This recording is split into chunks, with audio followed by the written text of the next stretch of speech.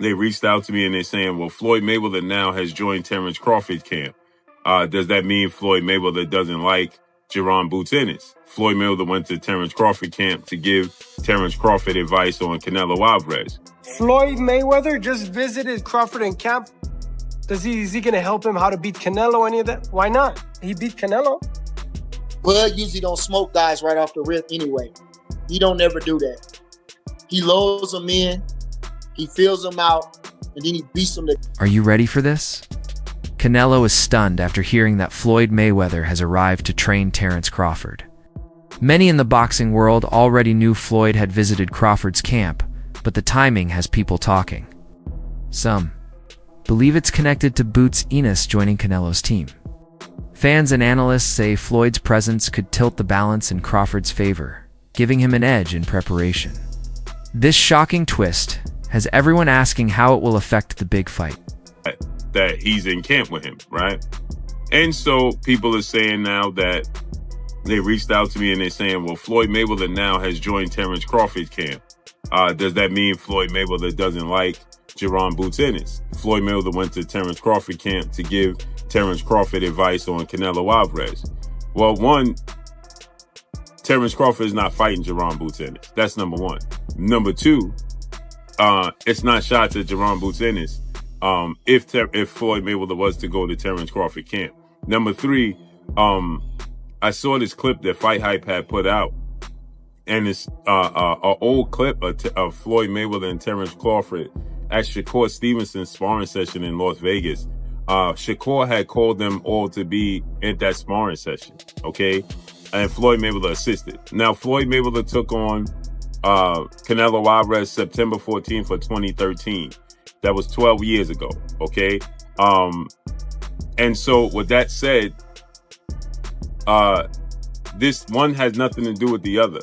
Floyd Mayweather, from what I'm being told from Terence Crawford's camp, that he has not went up to Colorado and helped Terence Crawford do anything. Okay. Now I don't know if he's willing to or not. I don't know if Terence Crawford reached out to him or not. I don't know if they spoke on the phone or not. But you know, it's when you saw Terence Crawford and Floyd Mayweather at the top ranked gym watching Shakur Stevenson, and they had a conversation with Eddie Hearn. That's very, very old. Okay, that's very old. Now, Floyd Mayweather has stand pat on Terence Crawford is the best fighter. One of Poundfor's tweets showed Floyd and Crawford enjoying themselves at camp, and it instantly shook the boxing world. Many see Floyd's arrival as a turning point, since his experience against Canelo could give Crawford valuable insights. But questions remain: what are Floyd's true motives for showing up at this exact time? Robert Garcia offered a calm perspective, reminding fans that Crawford's career has been built on years of discipline, training, and self-belief. He explained that while Floyd's visit is exciting for fans, one tip can't change the outcome of such a massive fight. Garcia believes Crawford has always proven he can overcome challenges on his own. Floyd Mayweather just visited Crawford in camp. Is he going to help him how to beat Canelo, any of that? Why not? He beat Canelo. Pita, what do you think about this? Mayweather visiting Crawford in camp. Does that help Crawford at all? Crawford was gonna win.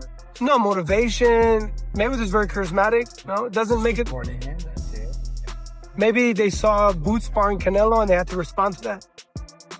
You don't think so? But that's a big advantage for Canelo to have Boots spar him. Yeah, Boots is just like Crawford. Boots is very good and very. I think Boots. You don't think Boots is like Crawford? Yeah, he is.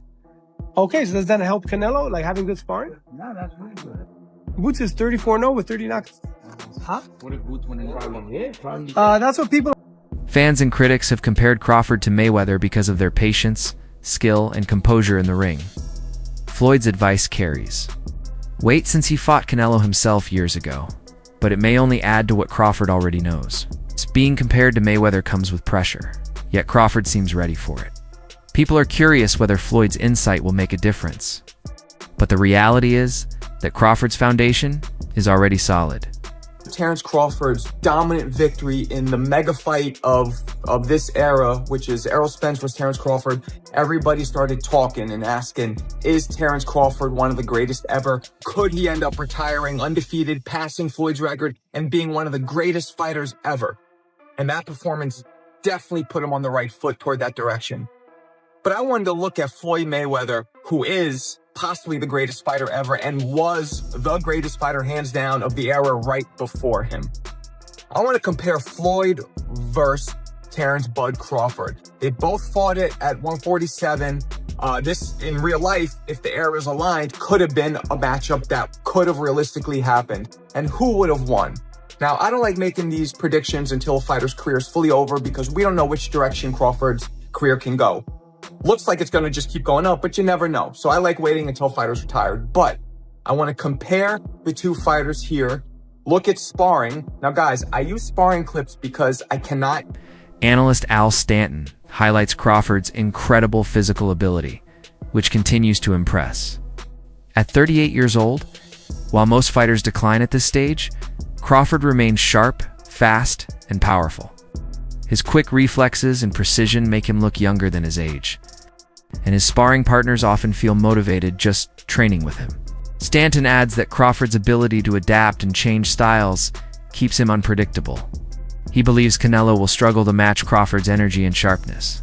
Recently just got back from Colorado Springs, Colorado, a training camp with Terence Crawford, and mainly that's why we're here. So if you can, what a lot of people are going to want to know is, how was the experience getting in the ring with Terence and, without giving away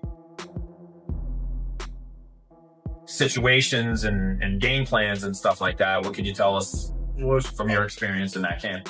He don't look like a 38-year-old in the ring. I could say that. The experience, I've sparred him a few times. He's good experience, and he's just different, man. His heart different. I really think he's gonna pull this off. So I would say, how long you been coming here? 2 years. 2 years. So I would say about a year and a half ago, he first sparred Lester Martinez, who's on the undercard of Crawford Canelo. And Bomac said to me, he said, regarding Al, he said, hey man, if Bud ever fights Canelo, because that's always, for the past couple of years, I know it's been in talks, he said he would be perfect sparring for Canelo, but I fought him. So, went out there, got that experience. But what does that experience do for you? Do you go in there, obviously, you're in there with the best fighter, arguably the best fighter in the world right now. Yeah. And, does that elevate your game to take it to the next step? Yep. Next level shit. You turn me up, man. Being with Bo and all them, they made me a better fighter. I up my game. Is there any concerns, like you would say, with Bud, that going into this fight, that, with some stuff you could say you would hope he stays away from, or? Nope. He put on the size. He's pretty big. And he's been sparring heavier guys. And you feel his power. It's a guy in the natural, started his career as lightweight, so you feel his power. Well, obviously, you've never been in there with anyone as good as him, because there might not be anyone as good as him. So what really I don't want to say surprised you, but what did you really take note of? Crawford's dedication sets him apart. He pushes himself through. Intense cardio, grueling, sparring, and strict drills designed to mimic real fight conditions. His preparation goes beyond skills.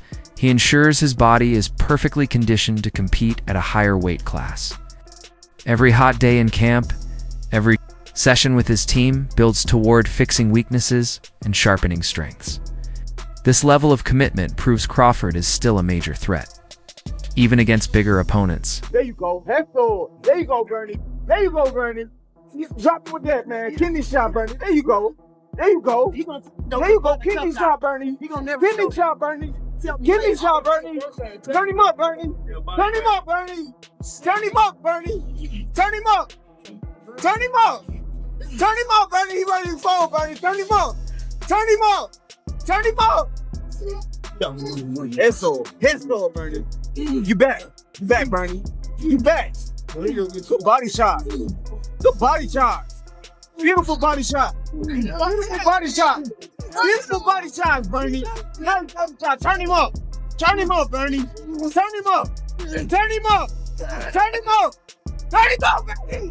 Turn him up. If he dies, he dies. If he dies. Bernie, the boxer, closely observes Crawford's training and says he improves every single session. His strength, sharpness, and determination stand out. Bernie admits Canelo also benefits from top-tier sparring partners, but he insists Crawford's focus and mental toughness make him unique. Based on how he has looked in camp, Bernie believes Crawford is not only physically ready, but also mentally prepared to deliver his best on fight night. Frank had the 8 and they fought, and he sparred Richard Hitchison first. So he went with Richard Hitchison and Brian Norman, all in the same session. Just got off the plane, didn't eat, and they had a good sparring session. That's it. He didn't get smoked. Bud usually don't smoke guys right off the rip anyway. He don't never do that. He lulls them in, he feels them out, and then he beats them to death. When we asked Brian Norman to come to training camp because he had good work, they turned us down. Yeah. Shout out to Brian Norman. I'm just telling the truth. That's it.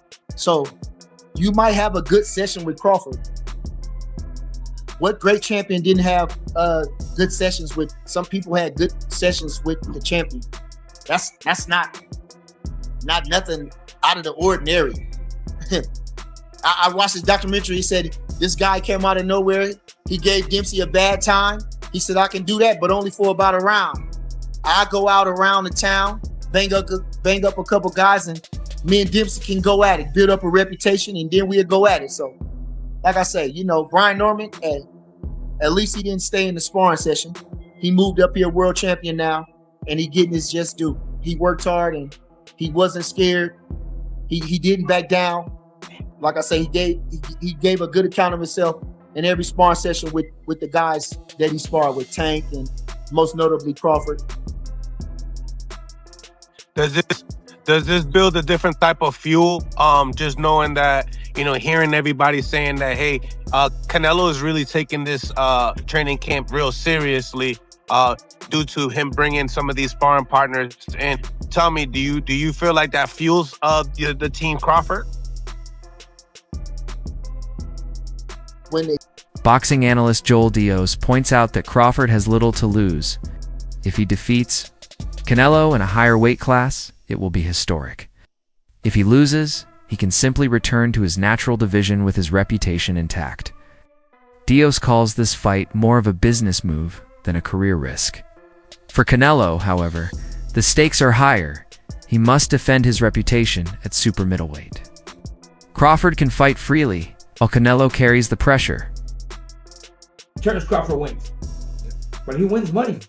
Because now, hey, you know what? As my friend that you are, I make you an offer. Would you fight Canelo? I'll give you 40 million. I don't know if it's 40, I don't know if it's 50, 60, but he's not gonna make no less than $10 million. So right there, Crawford's win, regardless. As a fighter, like, dude, you give me 20 million, I'll fight anybody. I'll fight Anthony Joshua right now. So Terence Crawford has to sell the fight. He has to say, I'll beat Canelo, left and right, whatever, right? But we've seen it we've seen it many, many times. When fighters move up 2 divisions to be the champion, they fail. I saw it with Mikey Garcia when he fought Earl Spence. I saw it when Demetrius Andrade, a 147-pounder, was avoided for years. He moved to 54, he was avoided. He moved to 160, he fought maybe once or twice. Nobody wanted to fight him, so he moves to 68 and fights Benavidez. What happens? He looked good for the first 3 rounds because he's good. But once that heavy monsters is coming at you, he'll destroy you. Terence Crawford, don't get me wrong, he's been my #1 pound for pound for years. But he just moved up from 47 to 54. Now he's gonna go from 54 to 60 to 68. To fight the moneymaker. We call him the moneymaker because Canelo Alvarez is the fighter of the era. He's like going back years, few years.